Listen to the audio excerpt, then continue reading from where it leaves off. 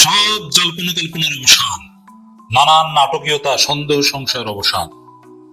তারেক জিয়াকে বাদ দিয়ে, বিএনপিকে উপেক্ষা করেই ডক্টর ইউনূস বাংলাদেশ চূড়ান্ত মাহেন্দ্রক্ষণে, চূড়ান্ত গন্তব্যে রওনা করেছে বাংলাদেশ। তারেক জিয়া নাই, ব্রিটিশ সিটিজেন, বাংলাদেশের ভোটার না, বাংলাদেশের নাগরিকত্ব নাই, কোনো প্রমাণ নাই, এনআইডি কার্ড নাই, পাসপোর্টও নাই। রাজনীতি করেন, প্রধানমন্ত্রী হতে চান, অলিক কল্পনা বিলাস। দর্শক, কি ঘটছে? বিএনপির সঙ্গে হার্ট ফেল করবেন। দুইটা খবর। উপদেষ্টা পরিষদে গণভোট অধ্যাদেশ 2025-এর খসড়া অনুমোদন। গণভোট আগে না আলু পেঁয়াজ আগে? কেমন লাগে তারেক রহমান? আপনার আলু পেঁয়াজের চাইতে গণভোটের গুরুত্ব চূড়ান্ত পর্যায়ে কায়েম হয়ে গেল। গণভোট আইন হয়ে গেছে। সর্বশেষ গণভোট ঠেকাতে খলিলুর রহমানকে ভারত অজিত দোভাল কিছু চিরকুট চিটিমিটি ধরিয়ে দিয়েছিল, কোনো কাজ হয়নি।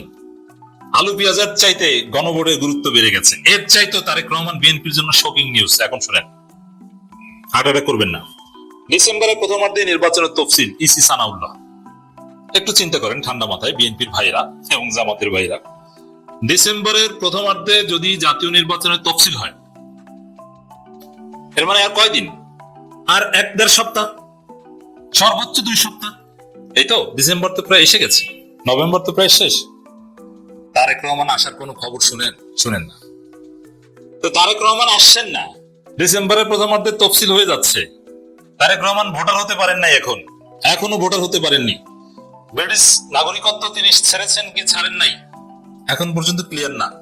আপনারা জানেন না, হাসিনা তারেক রহমানকে ধরে আনার সর্বোচ্চ চেষ্টা যখন করেছিল, যাতে তারেক রহমানকে ধরে এনে ফাঁসি না দিতে পারে 21 আগস্ট গ্রেনেড হামলা মামলায়, এ কারণে তারেক রহমান তার নিরাপত্তার জন্য ব্রিটিশ নাগরিকত্ব নিয়েছিলেন।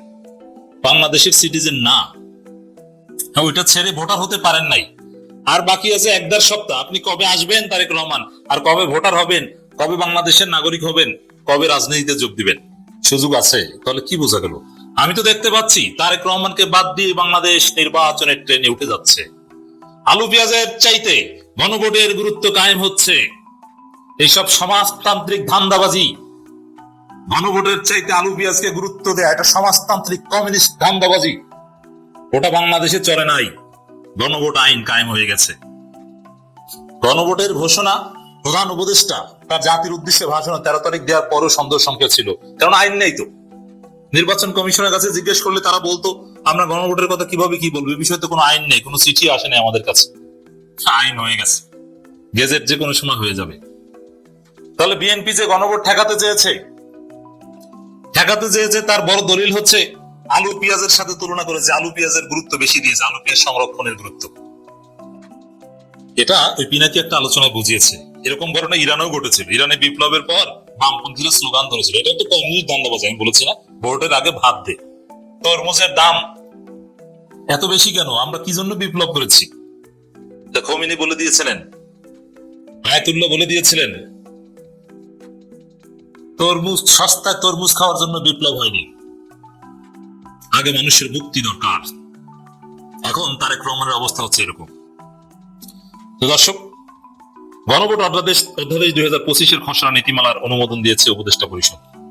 মঙ্গলবার 25 নম্বর প্রধান উপদেষ্টা ডক্টর মোহাম্মদ ইউনূসের সভাপতিত্বে অনুষ্ঠিত বৈঠকে এই আদেশ অনুমোদন দেওয়া হয়।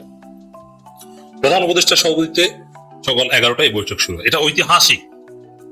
বাংলাদেশ সত্যিকার অর্থে নতুন বাংলাদেশে পদার্পণ করছে। গণভোট হওয়ার মধ্য দিয়ে চূড়ান্ত হবে, কিন্তু সব বাধা বিপত্তি দূর হয়ে যাচ্ছে। বিএনপি সব ষড়যন্ত্র, ভারতের সব ষড়যন্ত্র, আওয়ামী লীগের সব ষড়যন্ত্র দূর হয়ে যাচ্ছে। গণভোট অধ্যাদেশ জারি হয়ে গেছে, পাস হয়ে গেছে, অনুমোদন হয়ে গেছে। এখন যা স্বাক্ষর গেজেট, ওটা কেউ ঠেকাতে পারবে না। এখন বলবেন যে বিএনপির কথা কেন বলছি? হ্যাঁ, বিএনপির কথা বলবো। বিএনপি তো ষড়যন্ত্র করছে, প্রমাণ কি? আলু পেঁয়াজের গুরুত্ব দেয় গণভোটের চাইতে। কই ডক্টর ইউনূস তো মিস্টার তারেক রহমান, জাতীয় ইমাম তারেক রহমান, চকবাজার মসজিদের ইমাম তারেক রহমান। আলু পেঁয়াজ সংরক্ষণাগার তো করলো না ডক্টর ইউনূস। ডক্টর ইউনূস তো গণভোটের অধ্যাদেশই চূড়ান্ত করেছে। কোথায় আলু পেঁয়াজ সংরক্ষণাগার? নাই তো। কেমন লাগলো এখন? বিএনপি কেমন লাগে? Chapter close. দৃশ্যপট থেকে ধীরে ধীরে পরিবারতন্ত্র, বিদেশে থেকে রাজনীতি করা, ব্রিটিশ নাগরিকত্ব নিয়ে বাংলাদেশের দলের নেতৃত্ব দেয়া শেষ হয়ে যাচ্ছে। সময় নেই, ট্রেন ছেড়ে যাচ্ছে। এই যে দুইটা খবর, গণভোট অধ্যাদেশ 2025-এর খসড়া অনুমোদন, এই একটা, আর ডিসেম্বরের প্রথমার্ধে নির্বাচনের তফসিল, এই দুইটা খবর বিএনপির হার্ট অ্যাটাক করার মতো, বিএনপির জন্য শকিং, ভূমিকম্প বিএনপিতে। এই খবরের মাধ্যমে তারেক রহমান বাদ পড়ে গেল বাংলাদেশের চ্যাপ্টার থেকে। শেষ মুহূর্তে কোনো নাটকীয়তার মধ্যে আসলে সেটা ভিন্ন কথা, আসলে অ্যাটলিস্ট প্রধানমন্ত্রী বিজয়ী হবেন এই সম্ভাবনাটা অ্যাটলিস্ট নাই। বরং সামনে বিএনপির ভারপ্রাপ্ত চেয়ারপারসন থাকতে পারবেন কি পারবেন না, এই বিষয়ে কোর্ট কি সিদ্ধান্ত দেয় সেই অপেক্ষা করেন। এত সোজানা রাজনীতি। বিপ্লব হয়ে গেছে 1.5 বছর, আপনি বাংলাদেশে আসবেন না, বাংলাদেশ আপনার জন্য বসে থাকবে না। This is Bangladesh. Liberal democracy চর্চা করেন, আবার তার মধ্যে লিবারাল ডেমোক্রেসির মধ্যে পরিবারতন্ত্রের যুগ শেষ, পারিবারিক কোটায় প্রধানমন্ত্রী হওয়ার যুগ শেষ। এটা বাংলাদেশে আর চলবে না। রোজা জাতীয় সংসদ নির্বাচনের তফসিল ডিসেম্বরের প্রথমার্ধে ঘোষণা করা হবে বলে এটা স্পষ্ট করেছে নির্বাচন কমিশন ব্রিগেডিয়ার জেনারেল অবসরপ্রাপ্ত আবুল ফজল মোহাম্মদ সানাউল্লাহ। তফসিল ঘোষণা 10 দিনের মধ্যে সব দেশীয় পর্যবেক্ষণ সংস্থা যায়, এখন 10 দিনের মধ্যে প্রথমার্ধে ঘোষণা করা হবে, সানাউল্লাহ বলেছেন। এখন চিন্তা করেন এখন কি হবে। তাহলে তারেক রহমান এই যে কয়দিন বাকি আছে এর মধ্যে দেশে আসবেন, ভোটার হবেন, সব ঠিকঠাক করা সম্ভব? পাসপোর্ট করবেন সম্ভব? এখনো আসার তো নাম গন্ধও নাই। যদি এমন হতো যে না এই পরশুদিন আসবেন, অথচ কোথায় থাকবেন কোনো কিছুই কিন্তু ফিক্স না। এদিকে তবে তারেক রহমানকে পরামর্শ দিই, আমার এতক্ষণে আলোচনা ভুল প্রমাণিত হোক। আমি চাই যে তারেক রহমান আসুক, রাজনীতি করুক, ব্রিটিশ নাগরিকত্ব ছেড়ে আসুক, বাংলাদেশের ভোটার হোক। অসুস্থ মায়ের উচিরায় তারেক রহমান, খালেদা জিয়া এখন আইসিইউতে, এই সুযোগে তারেক রহমান চট করে চলে আসুক, তারপরে রাজনীতি স্বাভাবিক হন। ঠিক আছে, এবার আপনি প্রধান বিরোধী দলীয় নেতা হন, পরের বার আপনি প্রধানমন্ত্রী হন, শুভকামনা, কিন্তু রাজনীতির দৃশ্যপট থেকে হারিয়ে যায়েন না। তারেক রহমানকে দরকার আছে বাংলাদেশে। আওয়ামী লীগ একদম দৃশ্যপটে আসতে পারবে না, আমরা এটা চাই। আর সেজন্য তারেক রহমান বিরোধী দলীয় নেতা হোক, সেটাও আমরা চাই। ঘোষণার পরপরই আমি একটা ছোট প্রোগ্রাম করছিলাম, আমি একটা লিঙ্ক দিয়ে দিব ডেসক্রিপশন, দর্শক দেখতে পারেন।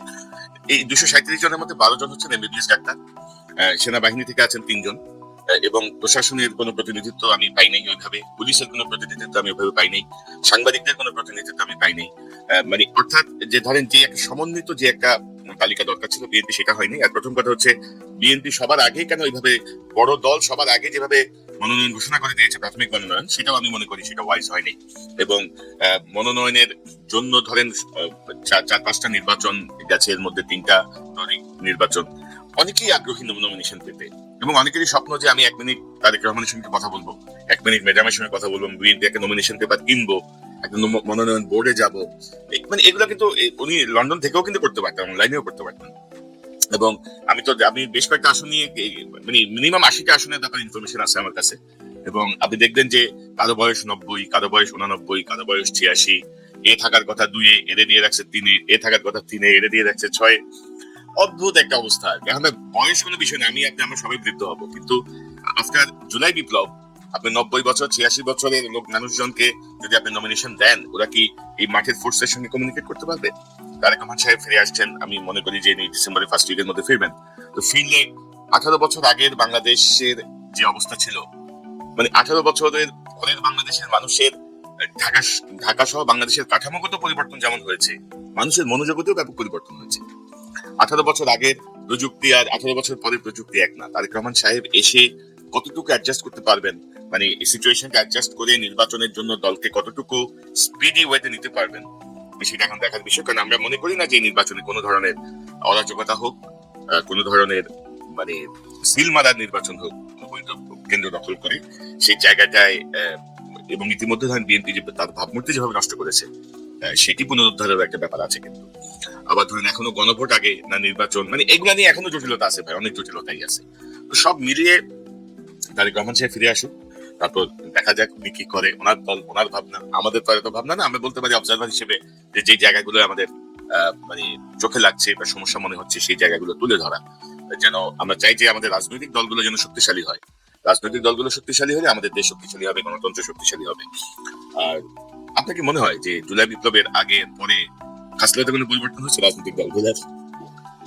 সেটা আমি বিশ্বাস করতে চাই যে পরিবর্তন হয়েছে, বাট দেখেন আপনি বিএনপি এবং জামায়াত দুইটা দলই একজন আরেকজনের বিরুদ্ধে যে বিষোদ্গারগুলো করে সেটা তো হওয়ার কথা না, সেটা আমাদের কমন টার্গেট, সেটা তো হওয়ার কথা ফ্যাসিজম, এবং তার সাথে ধরেন ফ্যাসিজমের এখন একটা লেজ রয়ে গেছে জাতীয় পার্টি, সেই লেজটা কেটে দেওয়ার জন্য কি করা দরকার সেটার ব্যাপারে কথা বলুন। দেন যে বাইরের শক্তি যেমন ভারত আমাদের যাতে নির্বাচনকে প্রভাবিত না করতে পারে সেই ব্যাপারে ঐক্যমত এসে সেই ব্যাপারে কথা বলা উচিত। তাই দিন শেষে এই বিএনপি জামাত তারাই তো সাফার করছে বেশি, তাই না? দেশের জনগণ সাফার করছে, সেই সাথে তারা এই এত তাড়াতাড়ি ভুলে যাচ্ছে কোন মধুর লোভে। ধরেন বিএনপি, আমি জামাতের ব্যাপারে দু একটা কথা বলছি, ইটস ওকে, তারা বসে আমার সাথে ডিসএগ্রি করছে, সমস্যা হলো ভাই বিএনপি যে দলটাকে আমি অনেক ভালোবাসি, আমি কিছু সাজেশন দিতে চাইলে, আমার পয়েন্ট অফ ভিউ দিতে চাইলে বিভিন্ন জায়গা থেকে চিৎকার উঠে ঘেরে উঠে, কেন রে ভাই? This is not the correct attitude. আপনাদেরকে কেউ যদি বলে যে আপনারা এই জায়গাটাতে করলে, আমরা মাঝে মাঝে ভালোবেসেও তো বলতে পারি, শুধু সমালোচনা মানে না যে আপনাকে পচানোর জন্য আমি বলছি তা না, সেই জিনিসগুলোর সেই কালচারটা চেঞ্জ হয় নাই। দুই নম্বর হচ্ছে আমি বলি, আপনি আনা করছিলেন এখানে একজন অতিথির সাথে ব্যারিস্টার রাজ্জাকের সাথে, যে আমাদের সরকারকেও কিন্তু চিন্তা করতে হবে, তাদের লিগাল ভ্যালিডিটিটা নিশ্চিত করে নিতে হবে। একটা ইলেকশন হোল্ড করার জন্য তাদের যে আইনি বৈধতা আছে সেটা নিশ্চিত হয়ে নিতে হবে, এবং নির্বাচন পরবর্তী যে সরকার আসবে তাদের কাছে ওয়াদা নেওয়া যে হ্যাঁ তারা সেই জিনিসটা দেখবে, এবং একই সাথে জুলাই, হ্যাঁ না যাই হোক, জুলাই বিপ্লবকে, জুলাই ঘোষণাকে, সেটাকে আপহোল্ড করতে হবে, সেই জিনিসটার একটা প্রমিস রাখতে হবে। দিন শেষে আমি আপনাকে বলবো, জামাত একদম, আমি আপনাকে বলে দিচ্ছি, দর্শকদেরকে বলবো, জামাত নির্বাচন আসবে, যেই সিচুয়েশন যাই অনুকূল প্রতিকূল হোক না কেন, জামাত ইলেকশনে আসবে, বিএনপি ইলেকশনে আসবে, সরকার ইলেকশন করার জন্য তৈরি, নির্বাচন কমিশন ইলেকশন করার জন্য বলতেছে তারা তৈরি। একটা জায়গায় শুধু সবাই এই 3-0 সাথে 4-0 চলে আসতেছে, সেটা হচ্ছে এই নির্বাচনটা আমরা কি একটা টোটাল পুরো করবার জন্য নির্বাচন এত তারিখে, আপনি বলছেন 5 তারিখে, আমার জানার মধ্যে 12 তারিখে, ফেব্রুয়ারি 12 তারিখে নির্বাচনটা হবে ইনশাল্লাহ।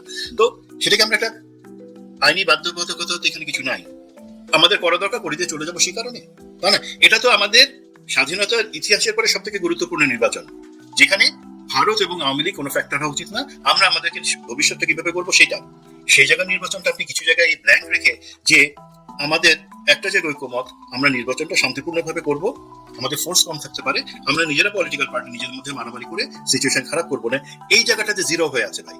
এই জায়গাটা যদি কাজ করেন, বডি ক্যাম্প লাগবে না, অন্য কিছু লাগবে না, ভারতের তোষামতি লাগবে না, আওয়ামী লীগের ভোটার ক্যালকুলেশন লাগবে না। সরি, আপনি যদি 1 মিনিট দেন, আমি যে জিনিসটা শুনতে চাই এবং বলি, এই জিনিসটা খুবই পেইনফুল। ধরেন কিছু ভারত প্রীতির কথা চলে আসছিল না কিছুদিন বিএনপি নেতৃত্বের বক্তব্যে, ধরুন আপনারা তো ওয়েস্ট করছেন আপনাদের যে রিসোর্স, মুখের কথা। হাসিনার ফাঁসির পরে আপনাদের যে অবস্থান, আপনারা কি মুখ খুলে বলতে পারতেছেন যে হাসিনার ফাঁসি ঠিক হয়েছে, সঠিক হয়েছে? কেউ বিবৃতিও দিতে পারতেছেন না। রকি আপনাদেরকে এমন কোনো মেডিসিন খাওয়ায় কোনো ক্যালকুলেশন দিছে যে তোমরা আওয়ামী লীগের ভোট নাও, সেটার ভোট 3 কোটি 4 কোটি, আর তোমাদের নিজের ভোটের সাথে বাকি যে আমরা যেটাকে বলি নিউট্রাল ভোটার, সাইলেন্ট ভোটার, তাদের থেকে বড় জোর 1 কোটি 50 লাখ পাবা, তার থেকে আওয়ামী লীগের ভোটটা তোমরা নিয়ে নাও, তোমাদের কাজে দিবে। প্লিজ, আওয়ামী লীগের কোনো লোক ভোট দিতে আসবে না, আওয়ামী লীগের কোনো ভোট বিএনপি জামাত আপনাদের কাছে যাবে না, এটা নিশ্চিত থাকেন। ওই হিসাব বাদ দিয়ে দেন প্লিজ। আপনারা দেশ, জাতি, জাতীয়তাবাদ এই জায়গায়